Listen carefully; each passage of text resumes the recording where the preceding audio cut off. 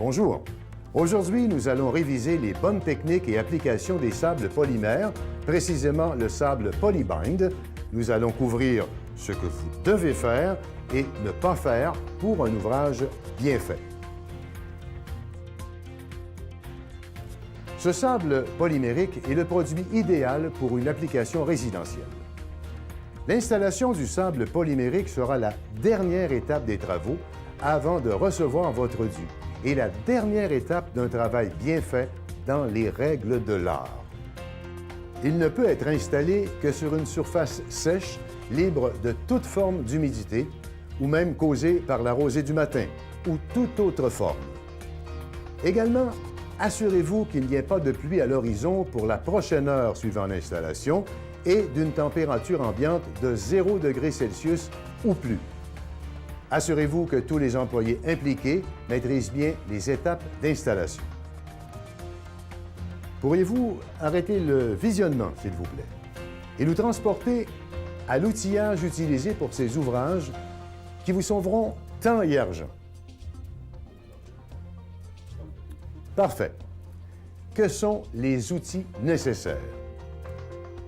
Premièrement, assurez-vous de bien lire les instructions sur l'endos des sacs de sable polymérique. Également la sécurité. Assurez-vous que votre équipe porte masque et lunettes de sécurité. Donc, nous aurons besoin d'un boyau et un arrosoir réglable.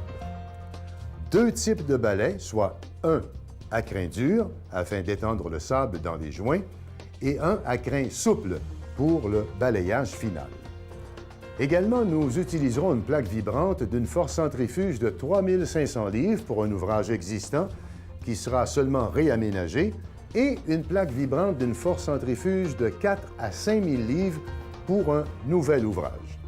Et un matelas de compaction afin de ne pas abîmer les surfaces pavées.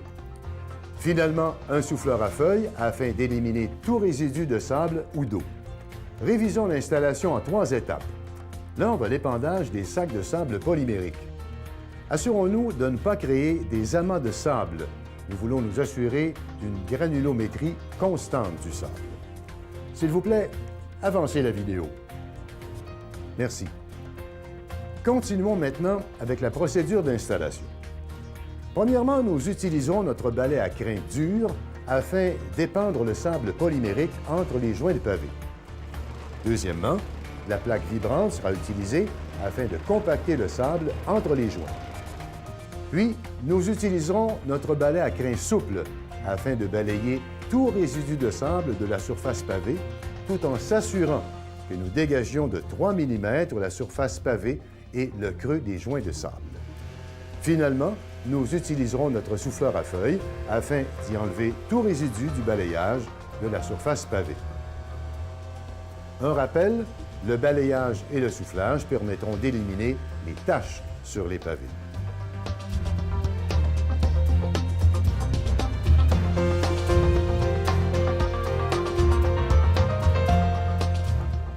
Autre étape importante, poursuivons sur l'arrosage des surfaces et l'activation des polymères. Premièrement, ajustez votre arrosoir à shower, douche, et d'une hauteur de 4 pieds arrosé.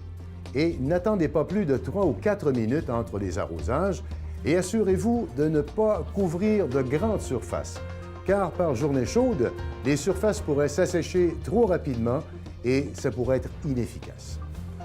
Maintenant, d'une hauteur de 2 à 4 pieds, arrosez et rincez de nouveau et n'attendez pas plus encore que 3 ou 4 minutes.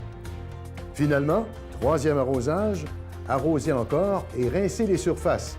Et lorsque l'eau s'accumule dans les joints et que vous apercevez une mousse blanche, il est maintenant temps d'arrêter.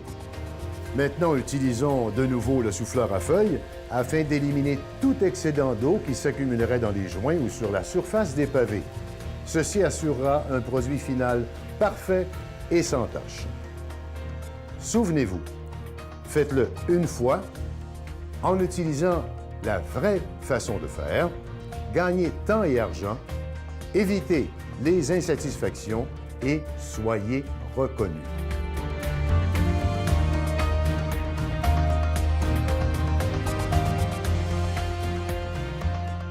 Pour plus d'informations, visitez-nous à polybind.com. Merci de nous visionner et à la prochaine.